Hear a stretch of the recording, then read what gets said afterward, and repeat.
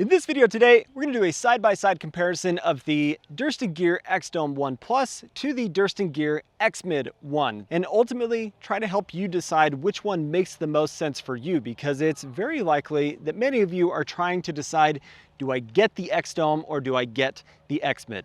Let's break it down. On my right here is the X-Mid 1, and on my left here is the XDome 1 Plus. I want to talk about the main difference between these tents first, then we'll talk about the similarities, then we'll talk about each one individually. But what's important to note first about these two tents is the difference of a fully freestanding tent and a non-freestanding tent. That's important because that can be a main checkbox of a decision maker in choosing one or the other for your backpacking. A fully freestanding tent, in this case, the XDome 1 Plus, has a pole structure that goes to all four corners. It makes it so the tent will stand up on its own without requiring stakes, but you still want to drive stakes into the ground so that you're able to have the best performance possible from the tent so that it's not blowing away and everything in wind and rain. A non-freestanding tent does not have a full pole structure that is erected around the tent to give it the structure. I am using trekking poles in this case, or I can get some telescoping poles for the pitch of the tent as well, but they're more simplistic in that design. I just have two straight poles that go up into these peaks, and then I have to stake it out for me to be able to pitch this tent correctly. And it's important to note as well that these stakes require a lot of tension, a lot of force on them for you to get a nice tight pitch. With a fully freestanding tent, things can be a little bit more loosey-goosey and your stakes not have to be quite as tight, and it makes it so that this is actually more versatile in being able to pitch in more locations because of the style of it. But that doesn't mean that I can't use this in a lot of the same locations that I use this. This is just easier in areas where I have a hard time driving stakes in the ground, like setting up in the desert on slick rock where I'm using rocks and everything, where rocks, if I don't have enough of them, can be difficult for me to get a good tight pitch of a non-freestanding tent. So that's an important thing to note on the difference between these two. Let's talk about the similarities though of the XDome 1 and the X-Mid. Now, while these tents look very different in their design, and there are some similarities between them that are important to point out. And the first is that they are both a fly first pitch, meaning that you pitch the tent with the rain fly already attached, and it makes it so that you are able to set up in the rain and put your gear inside without it getting soaking wet and making the inside of the tent soaking wet. That's an important thing that a lot of people really want to see in tent design, and both tents accomplish that. They are also both double walled, meaning that you have an outer fly and then a inner that is attached, that you have a separation of the inner tent from the outer rain fly, and it helps with condensation management basically. They are also made with a 15 denier 3,500 millimeter hydrostatic head polyester fabric. And this is cool because the 2025 version of the X-Mid that I've got here, this is the fully updated version. This now has the same 15 denier polyester fabric as you see on the XDome 1 Plus. So that's really cool to see the high hydrostatic head on it, a lightweight material that packs down small, but the polyester fabric also not taking on water and stretching is a really nice aspect of both of these tents.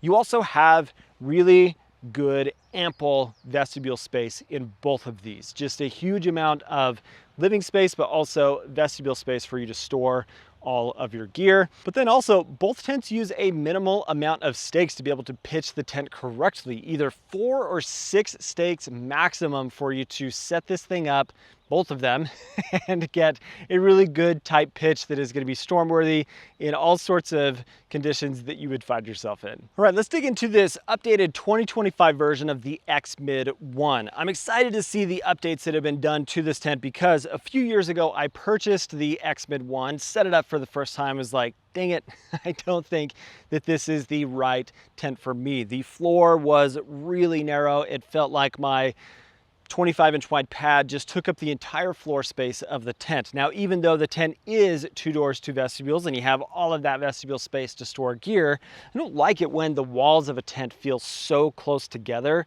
that it's like claustrophobic inside and not an enjoyable, comfortable space to be in. So now this tent has a 33-inch wide floor, and it's also 93 inches long with a peak height at 47 inches. It makes it a much better living space inside of the tent for a one-person size trekking pole tent. Like I said, it is 2 doors, 2 vestibules, and the overall footprint size of the tent has been reduced from the previous generation, which is nice because for a one-person size tent, it's a pretty large footprint size. It can make it difficult for you to get into some tighter tent site locations, but it's nice that there is a slight reduction in that as well. And one of the best selling points, in my opinion, about the X-Mid is the price point that you have with this tent. $239 is what you pay for this, and a tent that is under 2 pounds. Once you add your poles to it, maybe that takes it up over 2 pounds, but 29 ounces for the tent, for the stakes, and the stuff sacks makes this a really approachable weight of a tent and also price point for all of the things that you get from this non-freestanding or trekking pole tent. Now, inside of the X-Mid one here, you have the classic attributes of a non-freestanding or trekking pole tent, meaning that your sidewalls are going to come down at a steeper angle, they're less vertical, and it can feel like from end to end you have a little bit less space. But because of that high peak height at 47 inches, me sitting at this back end of the tent here, I do have enough like headroom and everything for me to move around, and side to side, it's also a nice space again with that 33-inch wide floor. So I can get a long wide pad in here, no problem, and I still have a little bit of space on the sides. But something that's important that I appreciate seeing as well is look how big this pocket is here on this side. There are actually 4 pockets total in the X-Mid one now. So I've got this big pocket that is up high off of the ground. I don't like seeing pockets that are sewn to the bathtub wall of the floor of a tent, because then all of that stuff just gets shoved against your sleeping pad and it's not as accessible. So I have this pocket here and then opposing side on the mesh wall over there. And then I've got 2 peak pockets up here that gives me a place to put just some of those smaller gear items, things that I want to have up off of the floor and really easy access to. Maybe that's chapstick, my phone, or headlamp and battery bank, just those simple things. And I've got 1 at each side of the tent. This also being a fully mesh inner makes it so that you have a lot of ventilation, a lot of breathability opportunity with peak vents at both sides of the ends of the tent. And I've got 2 doors, 2 vestibules. Huge amount of storage space for me to put all of the gear that I would be putting on the outside of the tent and to get it out of where I'm going in and out of the tent as well. I've got magnetic tiebacks for everything. I like to see that, and it's just a comfortable space to be in. It's really well made, and getting in and out of the tent is also really nice because here at the corners, or the corner for the main door here, it is 2 zipper pulls that come down into a 90-degree angle. I like to see that as opposed to a curved door, because very often I end up having to use 2 hands for me to open that up and make it so I can get out. Now let's talk about the XDome 1 Plus, which again is a fully freestanding tent that just has a few more things going on with it that I tend to really enjoy. This has actually been one of the most enjoyable tents that I've used over the past year. I've really enjoyed this tent. This has a starting price point of $379, which is already $140 more than you pay for the X-Mid 1. There's more going on with this tent though. Namely, you have this included pole set that is an Easton carbon fiber pole set. It's lightweight, super strong, not had any issues with it, and it does add to the cost of this, but it's still a much lower cost than you pay for a lot of one-person sized tents from MSR or Nemo or other like big box kind of brands that you might be looking at. So that's nice to see.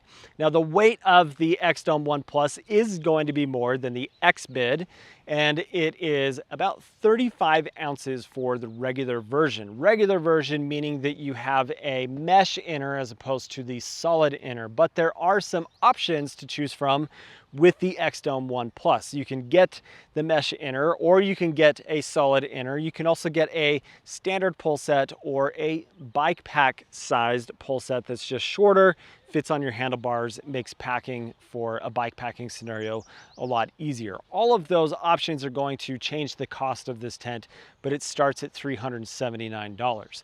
The dimensions of the XDome 1 Plus are going to be smaller than the X-Mid, but it can in some ways feel like a more livable space. You have a floor length of 85 inches, which might seem like a huge difference in the length compared to the X-Mid 1, because the X-Mid 1 is like 93 inches. That's a long length inside of the tent. But because of the freestanding nature of this tent, you have more vertical end walls. And so an 85-inch long floor does make it possible for you to get a long wide pad in here, no problem, and your gear not be rubbing against the floor. Now, if you're a super tall person, then maybe the X-Mid makes more sense because of that longer length that you get with the floor. But the X-Mid has steeper end walls, and so as you go up in height, you are losing the livable space in the tent. But here in this case, it's pretty vertical for a good amount of the height of the tent, and that makes it so that you can reduce the overall footprint size of the tent. Now, the floor shape is unique to the XDome 1 Plus. Now, on the X-Mid 1, you have that offset type of floor, where with the XDome 1 Plus, this is wide at one end, and then it tapers down to 29 inches. So you're 50 inches at the wide end, and then it tapers down to 29 inches, and it is one door, one vestibule. You still have plenty of gear storage space. In fact, a huge amount of gear storage space that is also out of the way of the door. And I like to see that. Like I mentioned with the X-Mid, it's nice to not have gear right in front of the zipper. And the way that this is designed is it makes for a really large opening, easy to get in and out of the tent. Now, in other videos, I've talked quite a bit about my experience with the XDome 1, and just overall in general, I really enjoy this tent. I am particularly enjoying the solid version of the inner to just keep sand and dust and everything out of the inside of the tent. I like solid inners because I spend so much time in the desert. But the living space in this tent, being a fully freestanding tent, is fantastic. I've got 42 inches of peak height, which is shorter than the X-Mid 1, but because, again, you have the pole structure, you have more vertical wall space, it isn't going to get as steep as quickly, so I don't need the tent to be quite as high in that sense to achieve a space to move around inside of the tent. I like that. You've also got pocket options in here. You've got one that's nice and tall up off of the floor, as well as one that's here on the sidewall of the tent. And then you've got standard loops for you to run cordage and everything if you want to hang other items. But what's nice about this is you have two zippers on the door. So what I can do is really open the tent up and have all of this space for me to put my gear. I can cook right here. I've got a little bit of protection from rain that would be falling, and it's not going to drop right into the inside of the tent. I've got that full 50 inches of width here at the wide end of the tent, so I can sleep at either end or have my head at either end, because 29 inches of width at this end makes it so that it's not quite as tight as the first generation of the inner, I should say. This is an updated for 2025, summer 2025 inner that is wider at the tapered end of the floor. This is a really comfortable space to be in. It's not a huge footprint size, and it's just really well executed. So now the big question is, which tent do you choose? Do you go with the non-freestanding X-Mid 1 or do you go with the fully freestanding XDome 1? Really, it just comes down to preference and what are your goals and what do you need the tent to do for you. I find for my specific needs that I am choosing to go with the XDome over the X-Mid because I am very often spending time in the desert where I am setting up on slick rock and it is really hard to drive stakes into solid rock. So I end up using longer pieces of cordage that I can wrap around a rock or have the flexibility for me to use rocks on top of stakes to be able to set the tent up correctly and have it handle any kind of wind or rain that might come through and not be concerned about how much tension is on the stakes for a non-freestanding tent or on the X-Mid and it just not being able to have a good tight pitch because of that aspect of a non-freestanding tent. But for the weight savings that you get and just the storm worthiness, this tent here is one of the most popular tents on the market for good reason. It handles crazy winds, it handles heavy rain, it is very well designed, it's roomy, and the value of it is also fantastic. So if you find yourself in situations where you're not having to worry about driving stakes into the ground, then I would say save the $140 and get the X-Mid because you have ample living space in here. You've got 2 doors, 2 vestibules. It is fairly simple to pitch once you get some of the nuances figured out with the tent. I'm not going to stand here and say you should buy the XDome or you should buy the X-Mid. Use the information that I've provided and hopefully it helps you narrow down which one makes the most sense for you and your specific needs. But I wanted to show the side-by-side of them set up together to go through the specs, the features, and all of the elements of them so that you can see them in one video and make that decision of which one makes the most sense for you. They're both fantastic tents. Durston is an amazing company. This video is also not sponsored by Durston. I did purchase this X-Mid 1 with my own money. This XDome 1 Plus was supplied as a sample from Dan, and I appreciate that. And there you go. Thanks for watching today, guys. If you are not subscribed to the channel, please do subscribe. Hope you have an awesome day. We'll catch you on the next one. See you later.